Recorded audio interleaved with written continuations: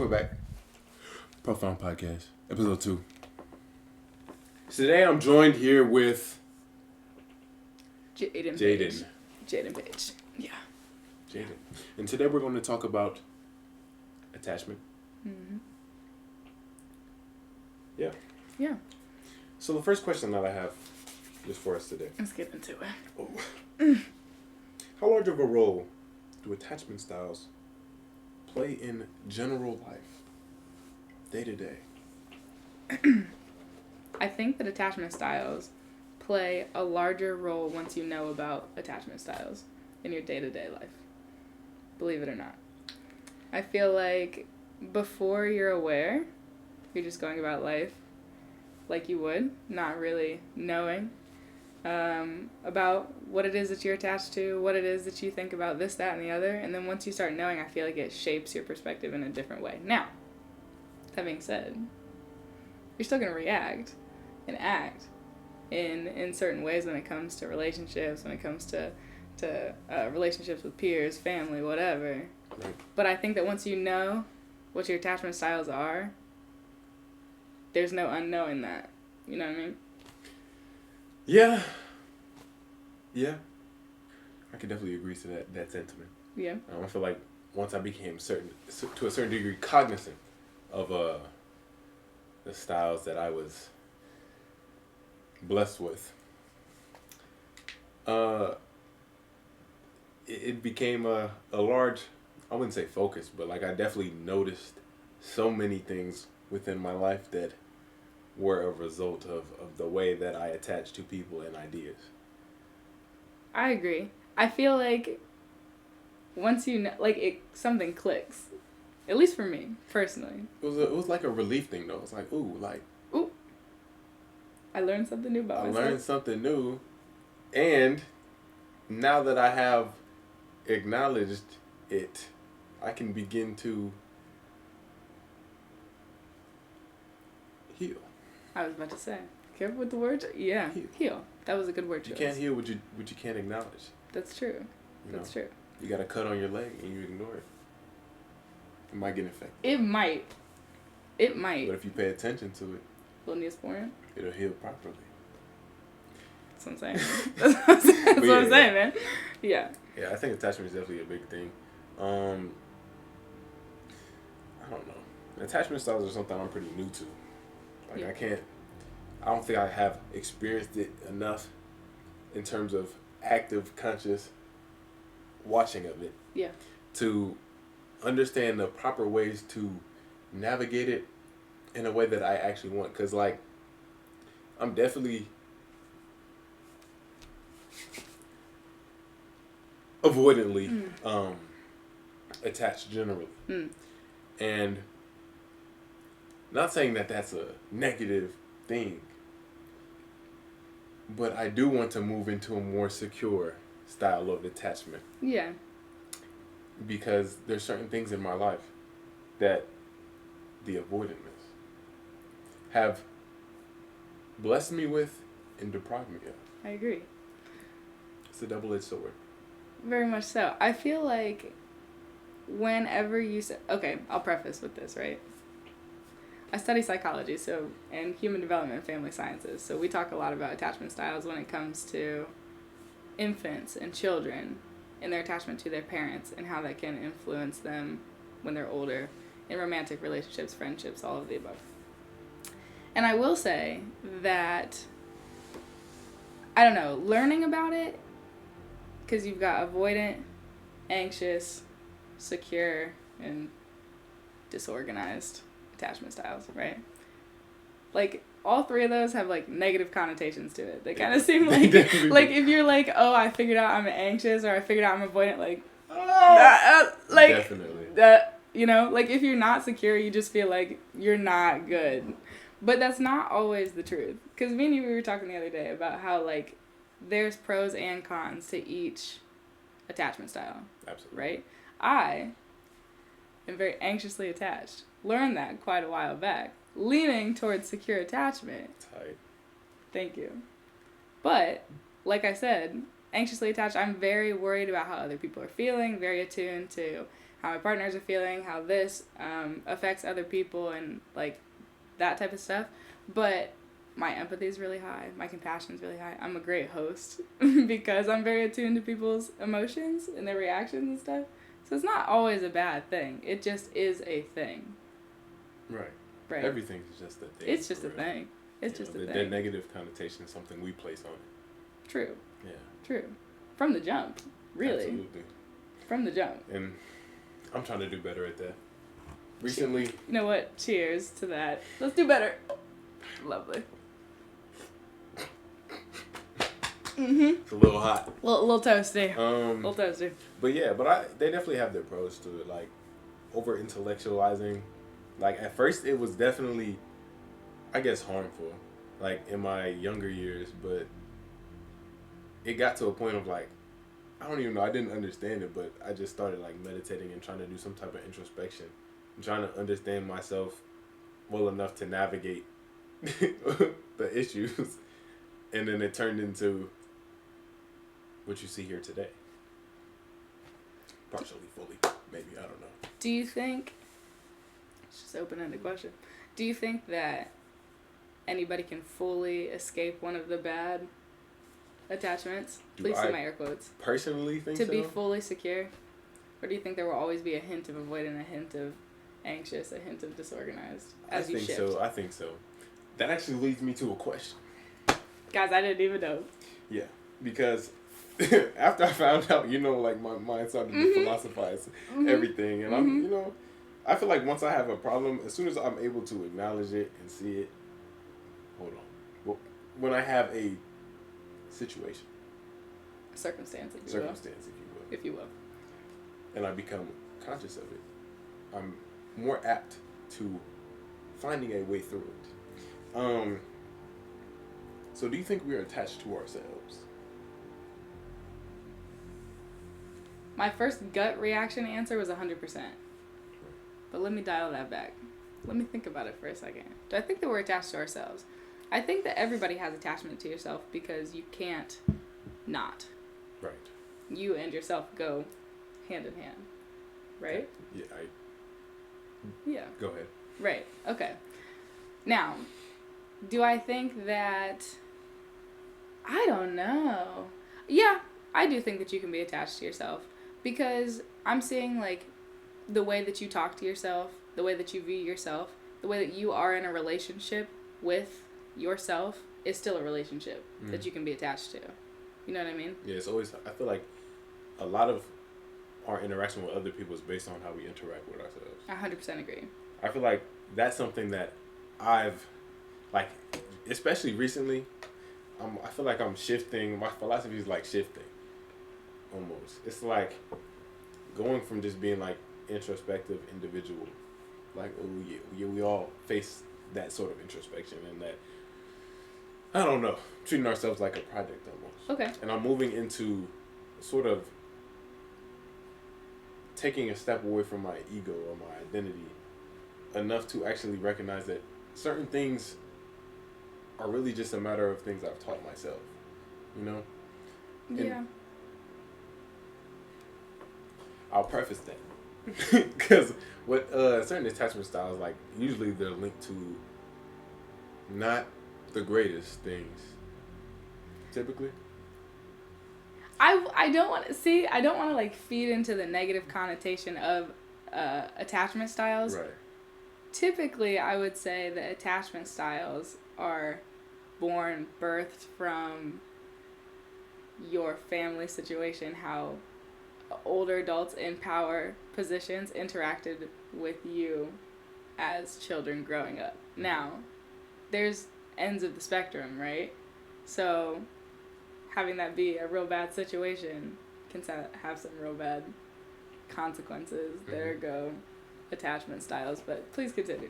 Right. Oh no, sorry. I'm like, got the camera. But anyway, I feel like, we are very much attached to ourselves, at least in the form of like the idea of ourselves. At least, I won't speak for all I can't even speak for all the people who are avoidantly attached because, that's a general term in a way. So, I feel like, I don't know. deeply introspective people, or people that think about themselves or think about thoughts a lot, tend to have this notion that they're thinking about everything outside of them so much that they're not really focusing on themselves. But sometimes a focus on like development, a focus on, you know, trying to be better than is just your ego trying to get at something. It's like being preoccupied with this notion that you need to be so much better that you fail to acknowledge what's currently here.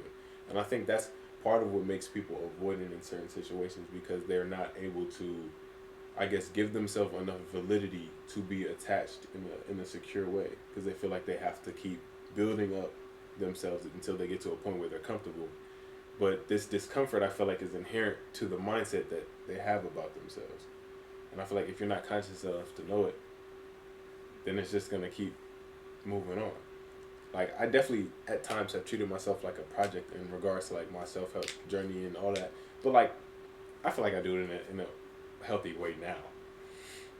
But at a time, it was like, I didn't even recognize the change that I was actually undergoing until other people were actually able to say that to me. Like, I still thought I was in that state where I felt like I really needed to change. And now, I'm just trying to be more, I guess, walking in a greater confidence about myself. Yeah. And understanding that I don't need to think all the time in order to do the right thing. Like, taking a step forward from my mind long enough to realize that I'm not my mind, and I can interact with the world just by being present. Less eloquently, I will say that that stepping inward is scary. That's hard. That can be hard for a lot of people. You find things you don't want to talk about in there. You find parts of yourself that you don't want to recognize in there. As you're doing this type of journey, to go ahead and find yourself. So I think, to your point, that being able to step outside of your thoughts might be the door to looking inward and figuring out what's going on here before you can place that foot forward and work on what's out there. Because there's a lot of things out there that you can't control. Oh, absolutely. But in here, different. It's a different story. Yeah. Do you feel like, do you think that people can change, like, intentionally? Their attachment styles?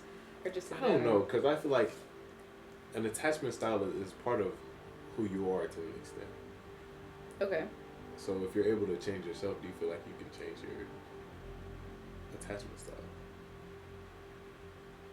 I think, looking at it like physics, like, can't destroy nor create. Right. You can transfer. It just shifts. I think it's just a shift. Which was kind of to my point that, like, I'm an anxious attached person leaning secure. Okay. Shifting secure. Now, when stuff gets real bad, like, there's anxious tendencies that are going to pop up because that's who I am as a person, but it's shifting. You know what I mean? So I don't know if anybody can really fully change themselves either. I think it's just a shift. A reorganization. A renaissance. Right. Reorganization. I mean, I agree to that to a good extent. Like, I feel like the whole notion of, like, breaking yourself down to build yourself back up is kind of counterintuitive. Like, I feel like sometimes we discard certain parts of our foundation and then we crumble fully. Right. And then we have to build ourselves up with the scraps of what's left. And we're in the same place that we were before. And we might have had a good base to begin with. It might have been smooth. Yeah.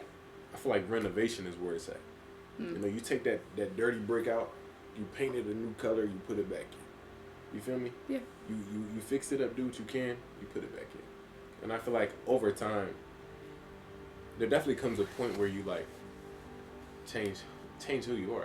I feel like, I don't know, I can only speak from my experience, but, like, anybody that grew up with me would attest to the idea that, like, I've completely changed as an individual compared to what I used to be. Mm. Like, when I say I was like a crash out, I mean it. And I was like, I meant that. I was just like the most stubborn. Like I couldn't see anywhere besides myself. Mm. Like I didn't care about anything, or I did, maybe too deeply. It was like a sensitivity thing. But either way, it changed over time into what I am now. However, there are still parts like because they're definitely just still there. Yeah, I mean, but you're like at the end of the day. I'm Ian. At the end of the day. Who is Ian anyway? Right. Don't I get to decide Jaden? that? Of course, but to your point, if you're taking the dirty bricks out and you're painting them the same or a different color, right, renovate. It's still a brick. It's still the brick. It just has transformed into a different color brick. And instead of being dirty, it's polished. Yeah. Because I feel like a lot of things, like your patience is only measured by your lack of impatience in that way.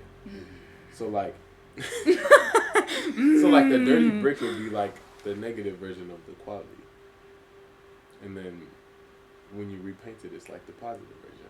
So I'm not necessarily saying like, it's just still going to be like the impatient brick. It's like you're making it new, but it's still in reference to that certain thing.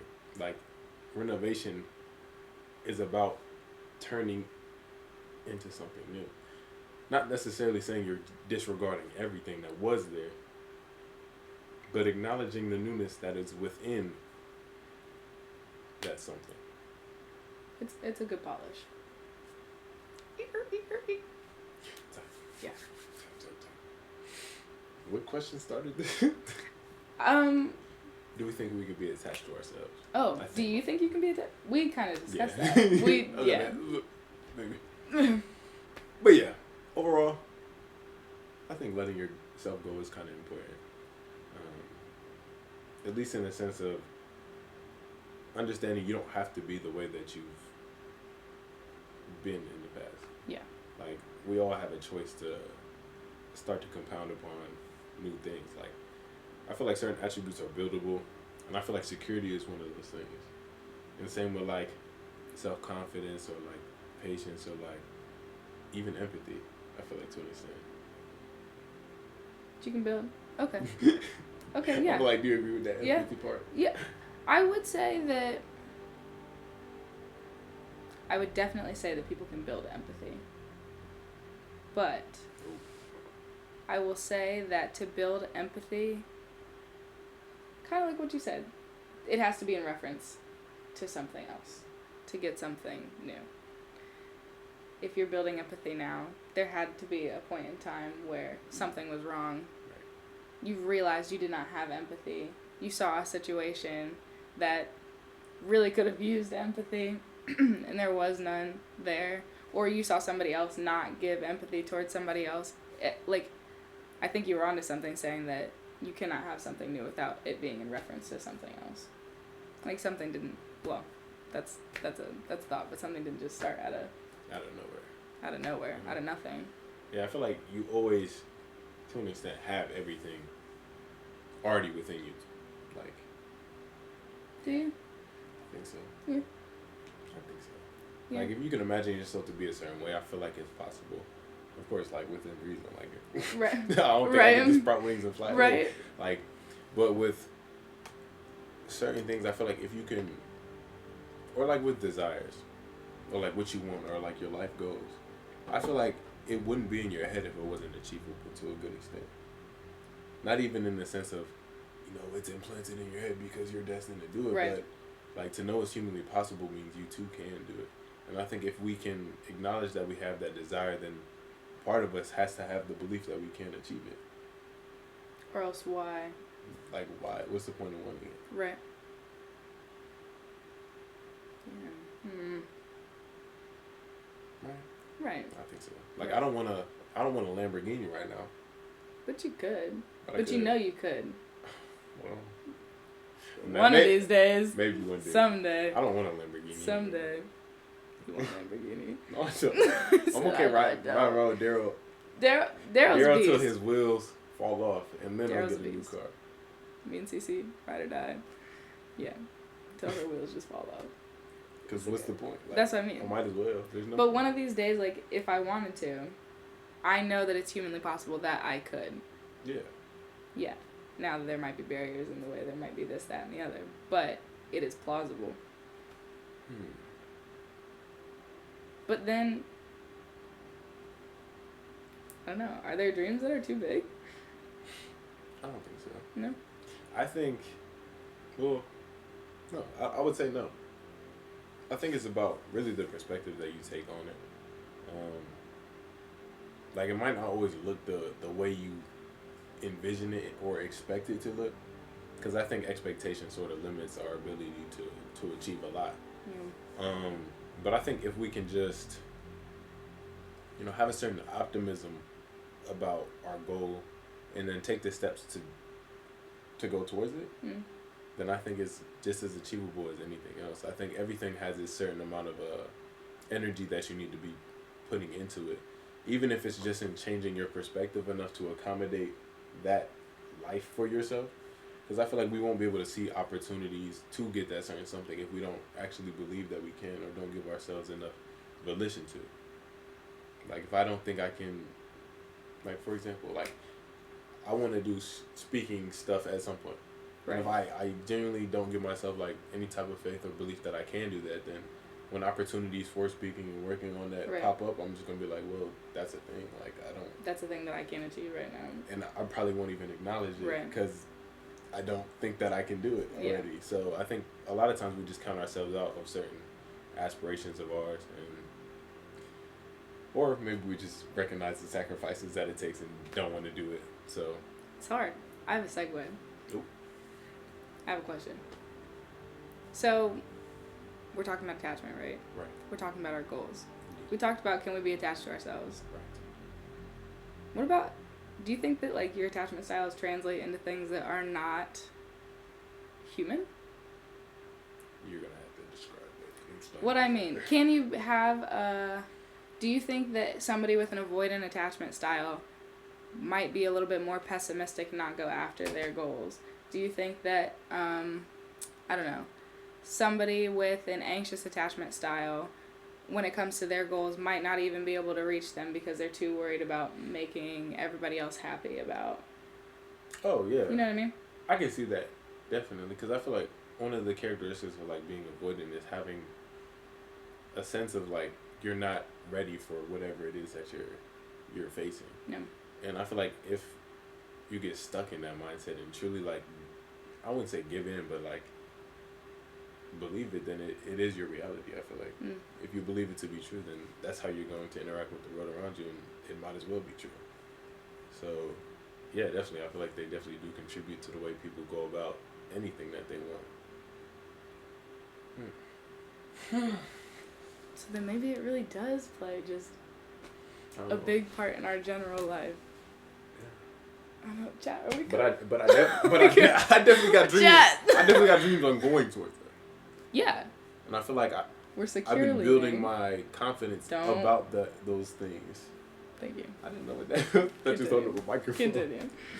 Yeah, I'm building up my confidence about that certain something, and I feel like anything's as achievable as you are sure that it is to an extent. Of course, there are certain circumstances I feel like that can hold us back, but I feel like on a baseline level, with the desires that we have at play, even here, they are very achievable. Like, you can see a path to it. Like, you can do this, is that, right? And it'll work out. It's humanly possible. It is plausible. And you are a human. Sure am. And so are you. So why not you? So why not you? Come on now. Come on. But really, I feel like, yeah, it's about giving face to yourself. Yeah. At the base. Yeah. The baseline. And you gotta give yourself grace. So because, like, it's a process. It's a whole thing. It was Thelonious, actually. Now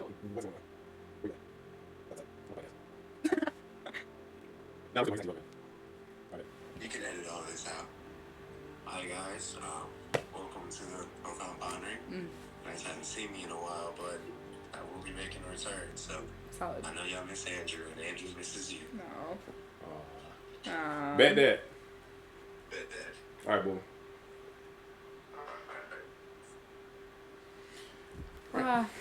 We love Lonnie.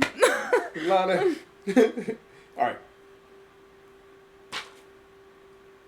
How do you think we establish a better foundation for ourselves? In general. Yes. I think 2 points. One, already what we said. Type. You have to renovate your old foundation to build a better one. Because I be paying attention. What'd you say? You can't build the same house with the same bricks. Yeah. You have to renovate. You have to renovate what you've got. And you have to be vulnerable enough and open enough to change. Because I do not think that you can have any type of change without change. You're not going to have a new foundation without first allowing yourself to be in a space, to be hurt, to be transparent, to be vulnerable, to be scared, to be angry, all the things, and let yourself sit in that to be able to build a new foundation. Yeah. Yeah. I agree. I don't know where I was going with that, but... No, that's very well. I feel like that's something I've been tackling recently, too. It's just the act of letting my guard completely down and embracing the moment. Like, not having to hold on to certain ideas in order to find comfort in just being myself or being in a space that I occupy, because I already occupy it.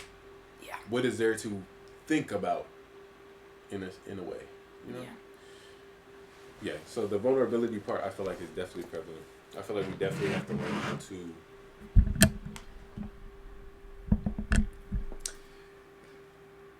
just be where we are.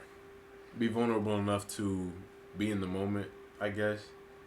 And I think, yeah, that's it. Yeah. That's scary. Yeah, that's really hard. At least for me. And if it's easy for somebody out there, kudos to you. Please.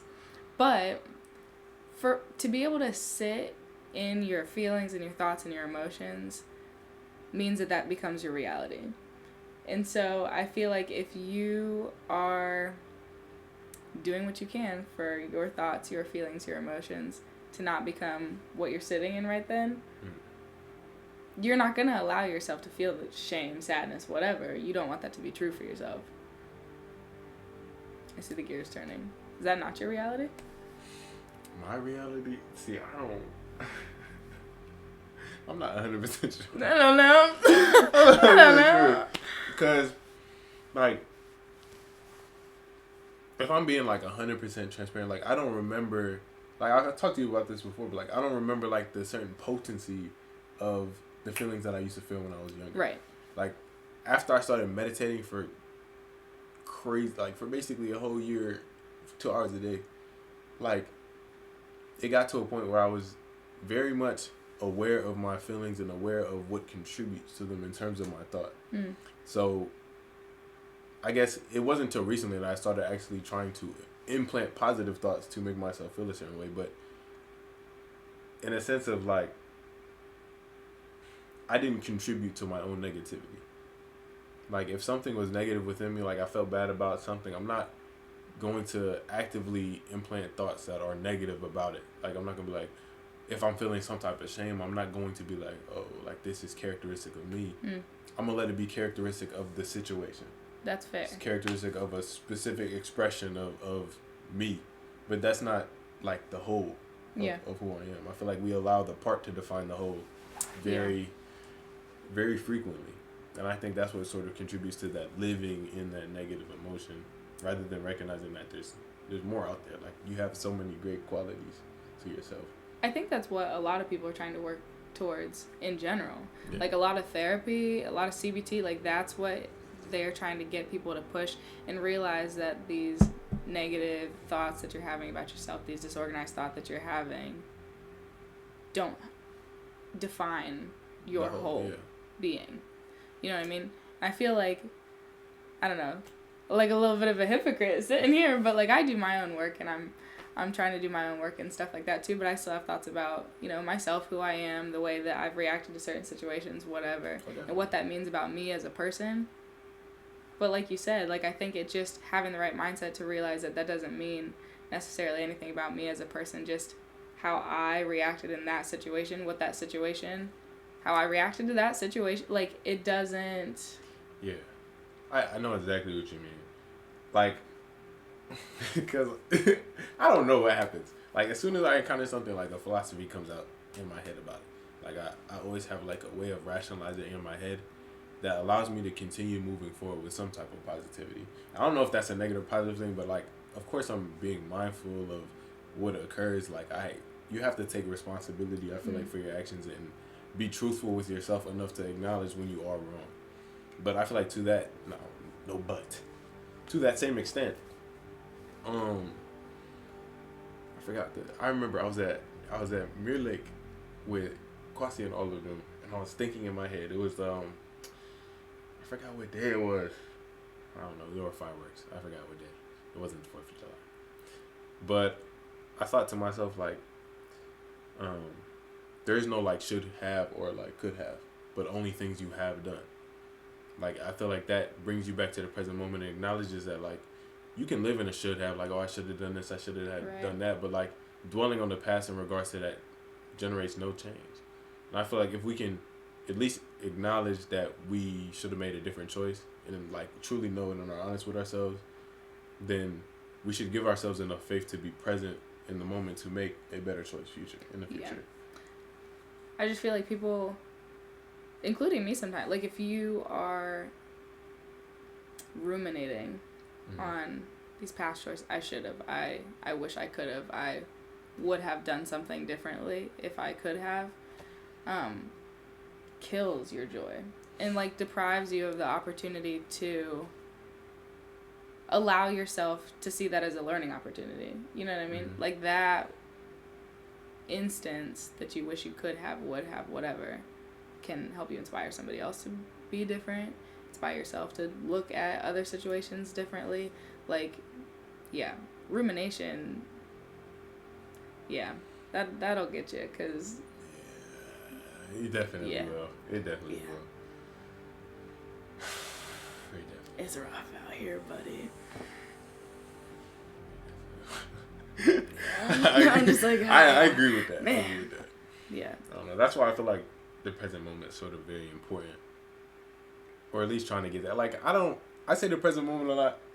Whole time, like, I feel like I've only truly been, I won't say truly, like, I feel like, okay, I can give you a time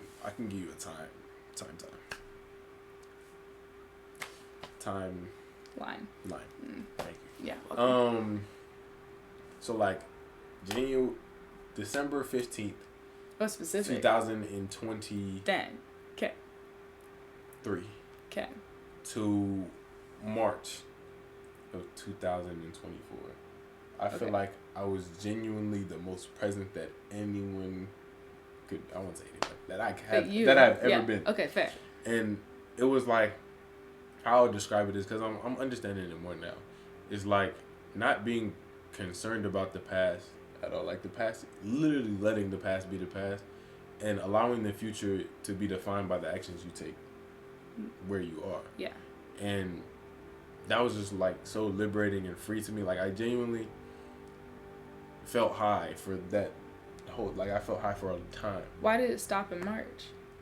I stopped doing so like all of December, all of that, I was like implanting positive thoughts. Yeah. Like, I was implanting positive views into myself and embracing those as often as possible, to the point where it genuinely became the way I saw the world. Yeah. And once I stopped sort of supporting myself in that way, like, I let little negative thoughts start seeping in, and I wasn't counteracting them with any positive. I wasn't doing anything to, and then it just festered. But over the summer, it got back up.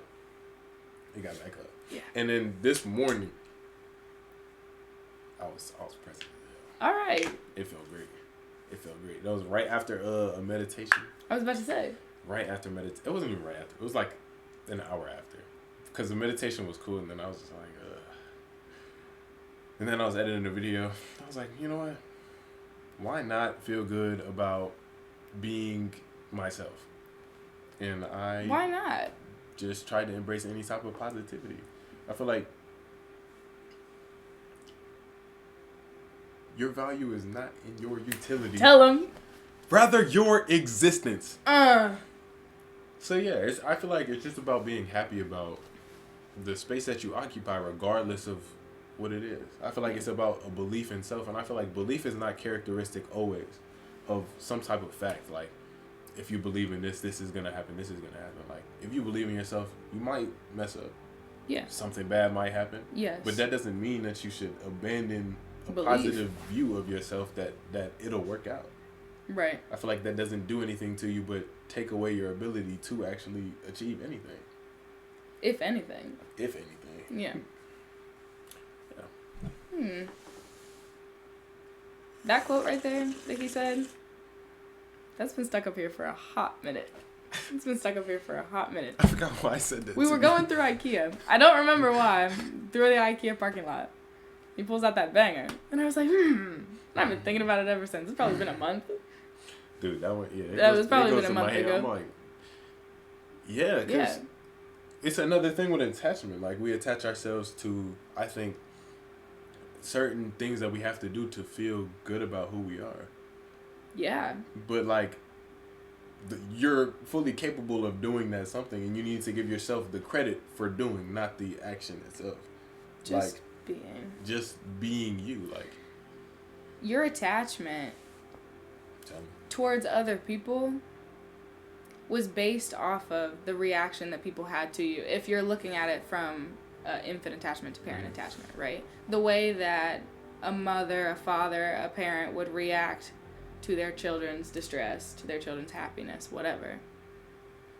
Which really kind of just reinforces the fact that if I do this thing, mom, dad, grandma, whatever, is going to act in this certain way, right?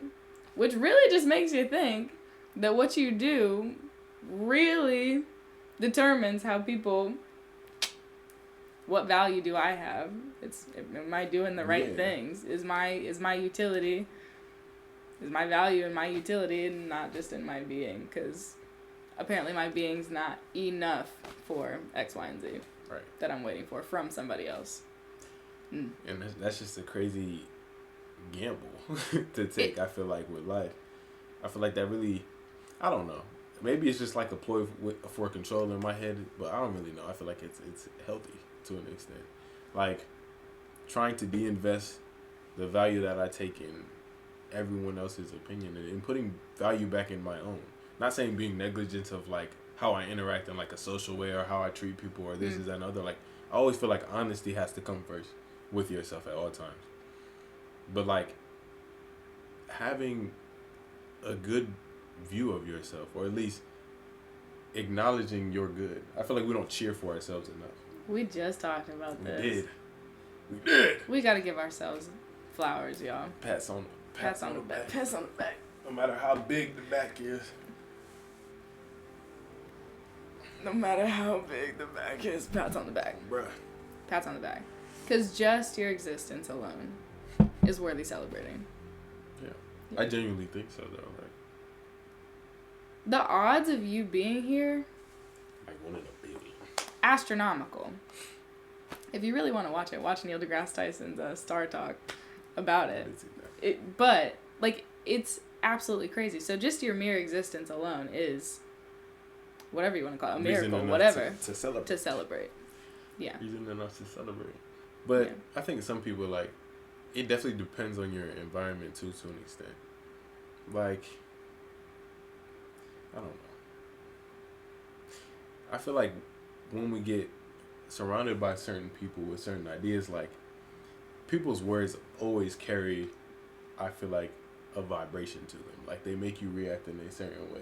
Okay. Like, I was just talking about this in a video I made, like, a couple of days ago. Like, someone could say something to you that would make you react in a negative way. Like, I think everyone has that in them. Sure, yeah. So, it's about, I think that's why I'm very intentional with my language. I think that's why it's important to sort of be mindful of, like, what you're feeding yourself like telling to yourself or what you're allowing others to tell you and what you're like accepting. Because I feel like nobody can judge you more than you judge yourself, because you have to allow that judgment and then like say, oh yeah, that's true. That is true. Like you. Yeah. That's why I feel like you have to have a definition or opinion about yourself before anyone else does. Like you have to give yourself your own connotation in a way. But that can be negative depending on who does it. But also be rooted in it. Mm-hmm. Like once you find out who you are, that's who you are. It doesn't get to be wishy-washy. You know what I mean? Yeah. Again, it can shift. We just talked about this. It can shift. It can change. But at the end of the day, Ian, whatever roots Ian, whatever roots Jaden. The embodiment. That's what I would call it. The embodiment.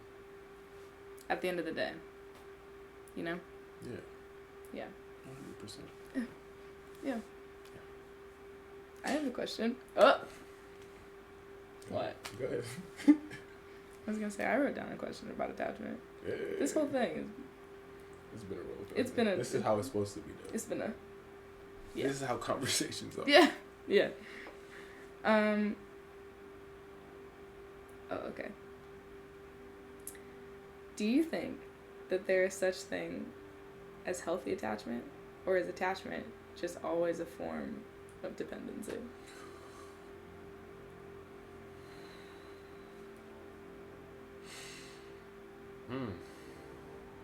I mean, I would like to think that there's a healthiness to it. I feel like humans are social creatures. Like, we're going to attach ourselves by nature, I feel like. Right. And I think that's what part of the beauty of life is. Or maybe that's because of, I don't know. That could be a whole nother thing. But what I'm realizing recently is, like, as I've let my guard down with other people more, as I've tried to establish a better sense of confidence in who I was and, like, creating my own connotation for myself and just walking out without a guard, you know, knowing that I was safe in myself, everyone else became so much more, like, beautiful in my perspective. Like, I feel like everything is strengthened by contrast, especially yourself. And it's not about, like, comparing yourself to other people, but recognizing how much your differences make you all unique and beautiful, and this is that and the other.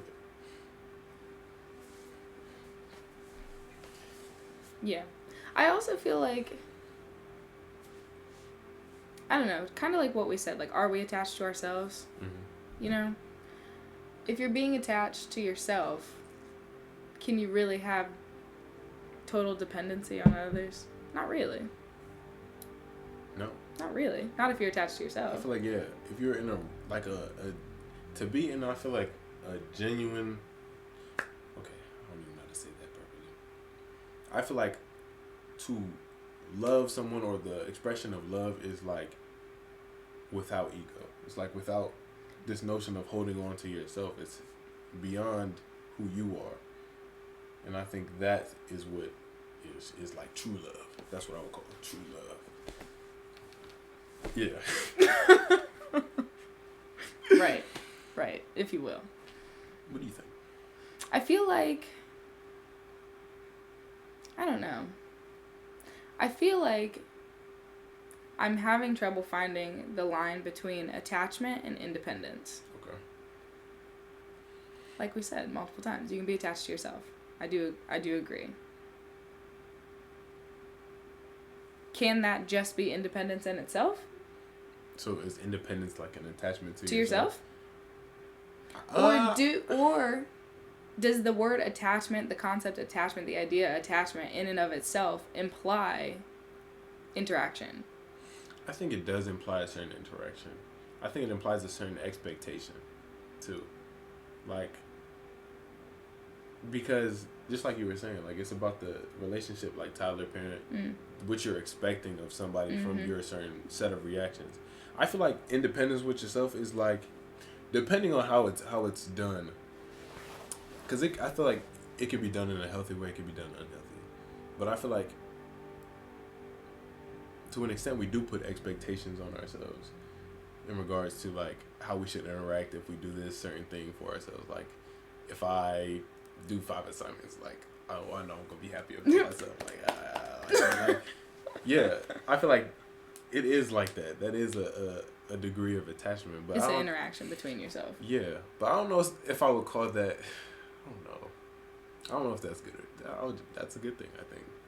Okay, yeah. I would say it's a good thing. Because if it wasn't there, then it's like, I don't know. I feel like we're driven by a sort of reward system to an extent. Like, Intrinsically, almost, maybe. Because, like, it drives us to continue to move forward and live. I have something to say, too. Go ahead. On that point, I was thinking about this podcast before I got here. Sorry. Trying to get in the zone. And I was thinking about in my head, people who have attachments to things that no longer exist, as in people who have passed on. Mm-hmm. There's no social utility in that? Not really. Mm-hmm. The only thing I could think of was that it is a motivator of an attachment. Right? So then when does detachment come into play?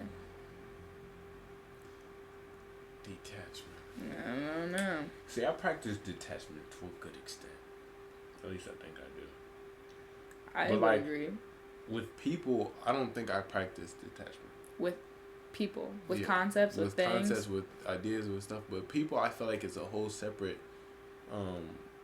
mode of thought. Like, I feel like to detach yourself from people completely, in a way, abandons part of yourself. Mm. Not to say that if people do that, like, you've abandoned yourself, but, like, I don't know. I feel like if we only come at it from, like, this individual perspective, we'll never get, like, the full answer that we're looking for.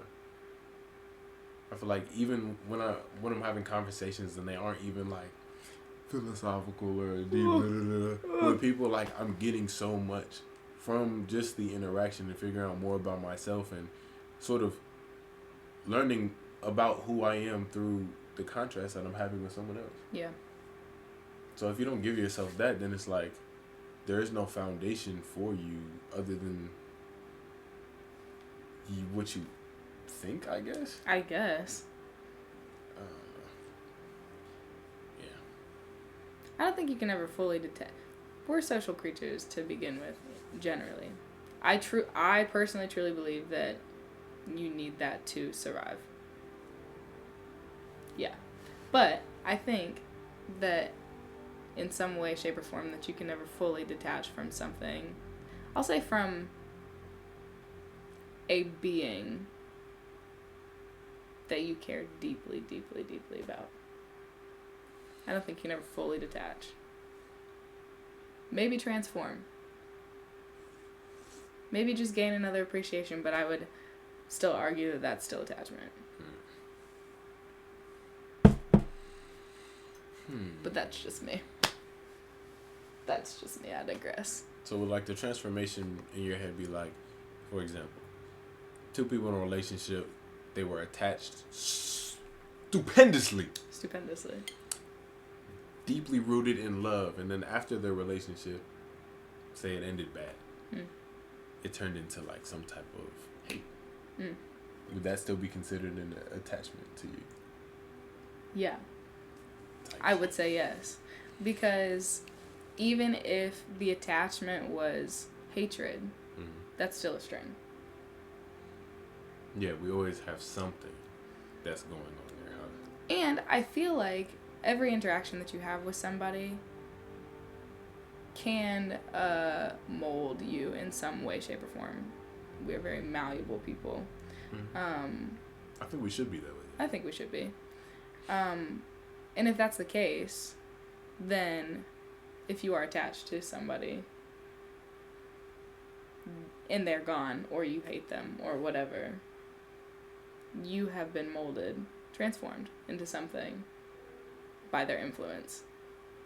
So in that way, who you are now is still attached to them, I would say. Because it's a result of that specific person. Now, you can acknowledge, you can let it go, you can appreciate it. I'm saying, like, if you don't have a good relationship with your father or other people in your life or whatever, that interaction, that attachment has still made you who you are. Even if you can rebuke that and allow that to detach the concept of that you can still acknowledge that there is still attachment. Yeah. Wow. Yeah.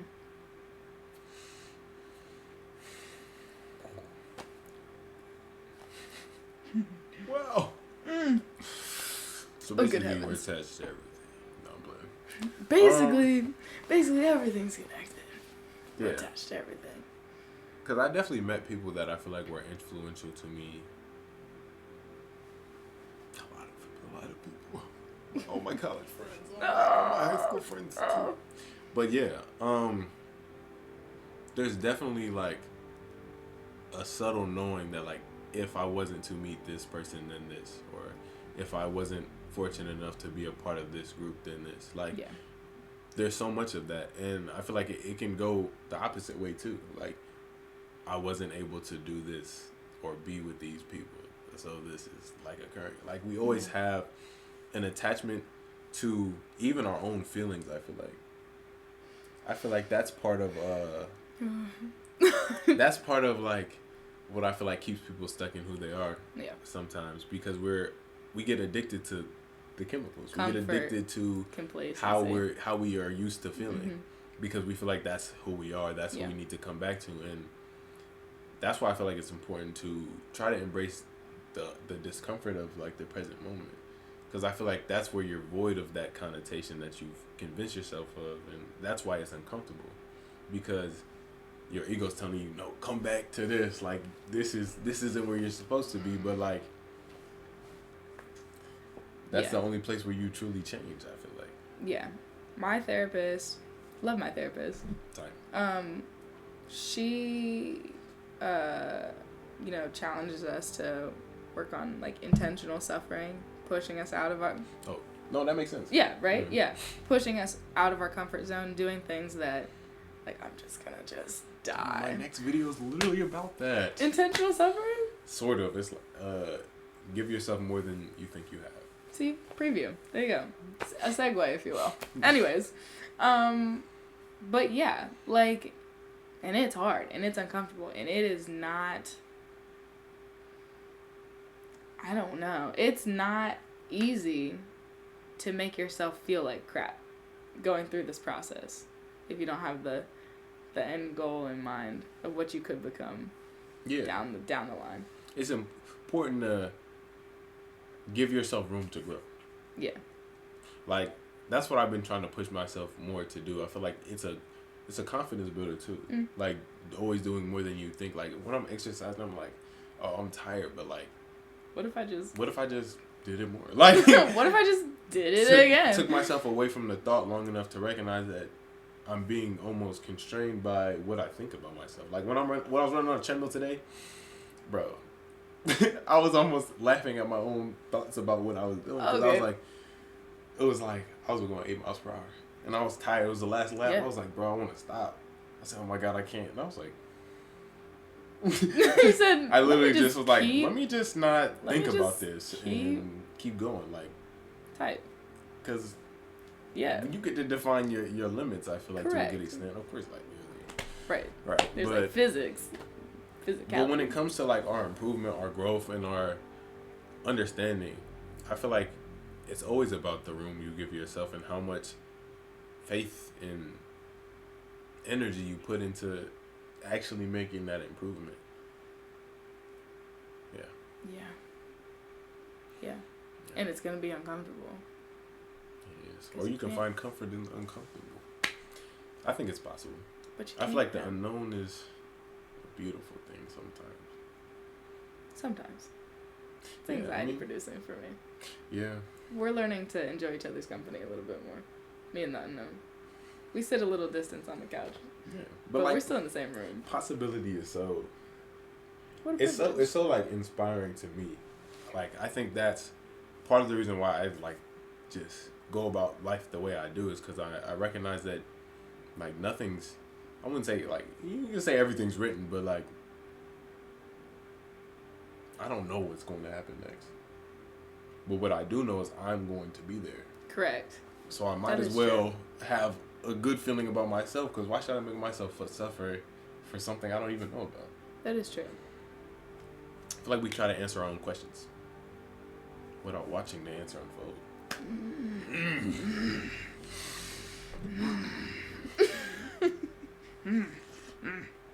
Yeah. I have a question. Oh, please. Sorry, this is. What you got? I'm in this crib. What you got? I definitely look short. They need to know I'm taller. No, I'm playing.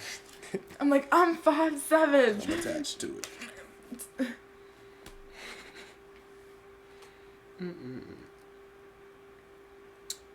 It's kind of generic.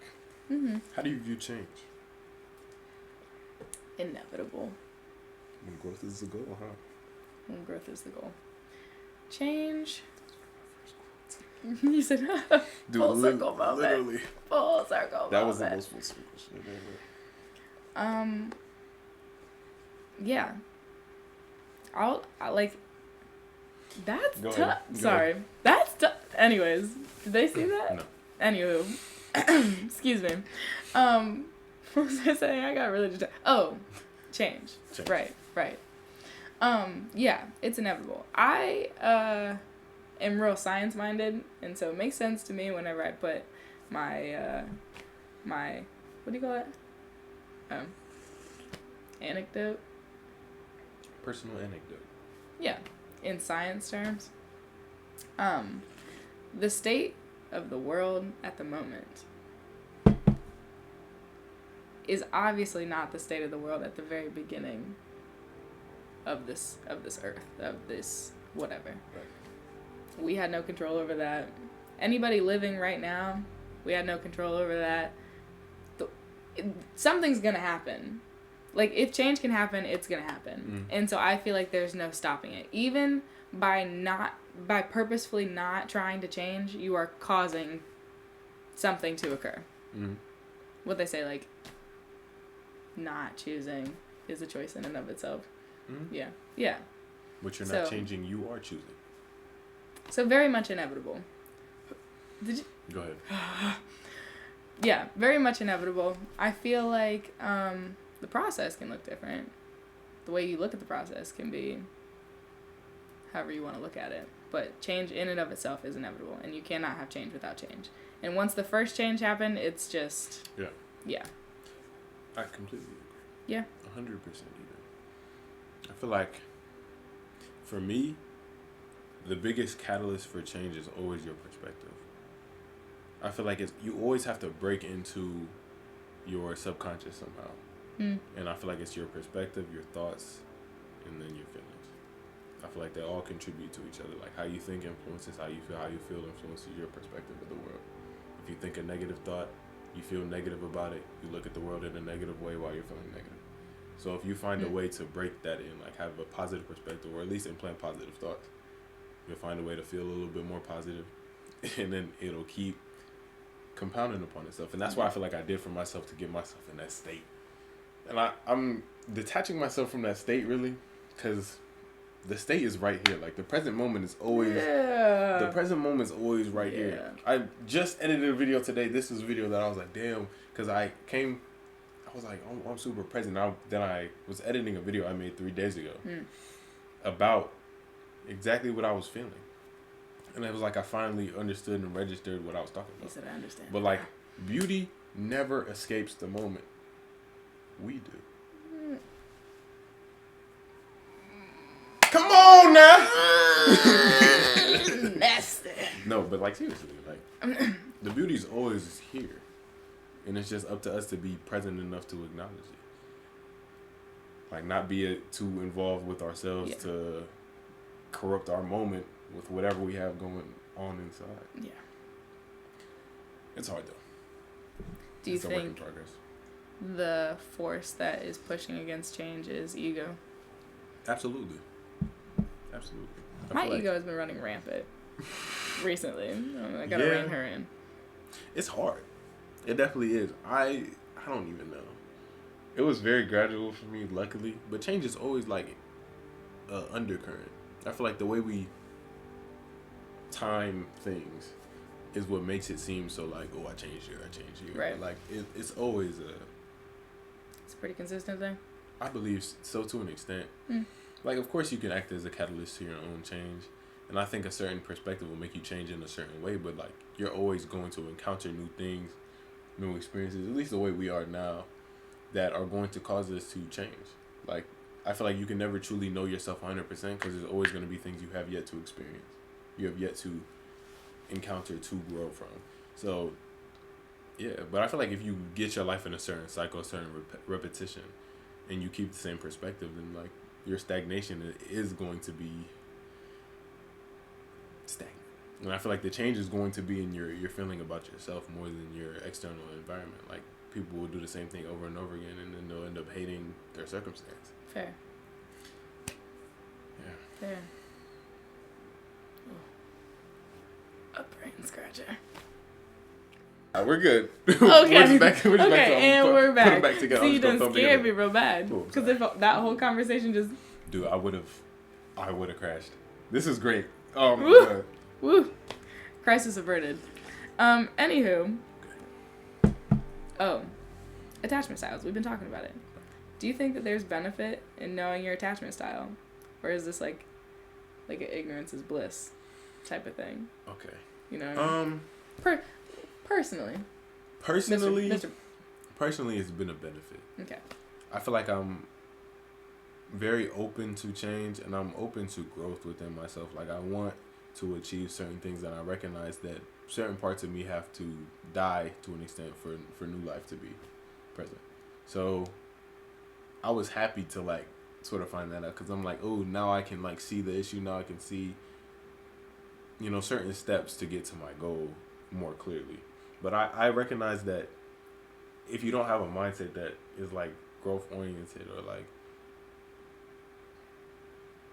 that can be the most like reassuring negative thing in your life. Yeah. Like, oh, I'm like this and I'm stuck like this. Like, I feel like people that don't think they are open to change or they can change, then anything will be negative. Oh, that's another thing. Like, when I say Hugh thinks the journey is over, it's truly lost, like, I say like lost because as soon as you think you are not subject to change, as soon as you think that, you know, you found the answer, found the end, I think that's when you truly come within connotation. Like, oh, you are this way, I am this way, because there's no change, there's no further development, there's no fluidity to who you are. So yeah, you can be labeled. I can point at you and say you're this, because that's what you and consistently are. Yeah. Yep. I think.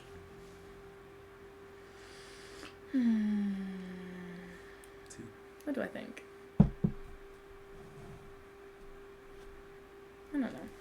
I think my journey with attachment has been a two-sided journey, because one of them is purely academic. And that's an interesting perspective, considering when people who don't study this in academia learn about attachment styles, then it's just attachment styles. It's not the history, the whatever, right? Yeah. And then on the other, right, like, honestly.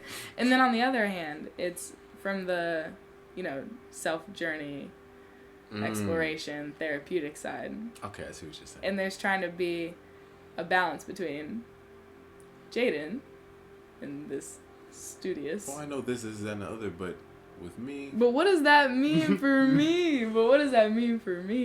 So I would say in some ways, it's been a very informative journey. It's been a very informative journey. But on the other hand, yeah, once you know, now you know. Like, I can't unknow it. So I will say ignorance was bliss before, but to the point where I'm at right now, after going through the trenches to get where I am now in this journey, that is bliss for me. Because I'm on my way. Oh, bro, you might already be there.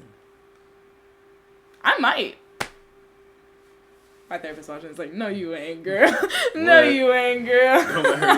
Don't let her define you. Hold on. Yeah. Anywho. Anyways. Yeah.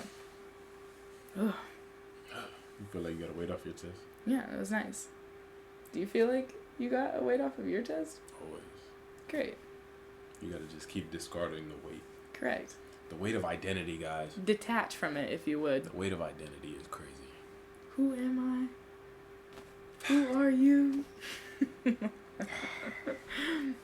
But no, genuinely, I'm getting into that type of philosophy, I think, of the self. Like, that they're... Ooh, that it's getting... is a deep... It's deep. It's so much deeper. It's so much deeper. Deep. But it's like so much more open. It has no choice. Yeah. But to be. It's just openness. There is no lid. There is no door. There's no closing it. That's as open as you can get. Who are you? I am. Who is I? What is this notion? What is am? Damn. oh Jesus. See? On some Russian though. Just preoccupation with the self, guys. And that's why you keep getting good content. Because we keep thinking. Yeah. Any other inquiries? I don't think so. Any other for you? How was your day today? Oh, it was actually great. Thanks. It's been made a lot better by being on the Profound Pondering podcast with Ian Bryant here on YouTube. Woo! Woo! All right, so go ahead and give Jane a round of applause. Thanks. Oh, y'all love me. Victor, you really did this. My shit. Anyways. Y'all will get another one soon. Yeah. Soon. Because the first one was posted on the 2nd. This might be like a 3 episodes month. Let the man go. I'm a busy guy. He's busy. Y'all be smooth. Y'all be great. I love y'all. Bye. One more thing. Oh.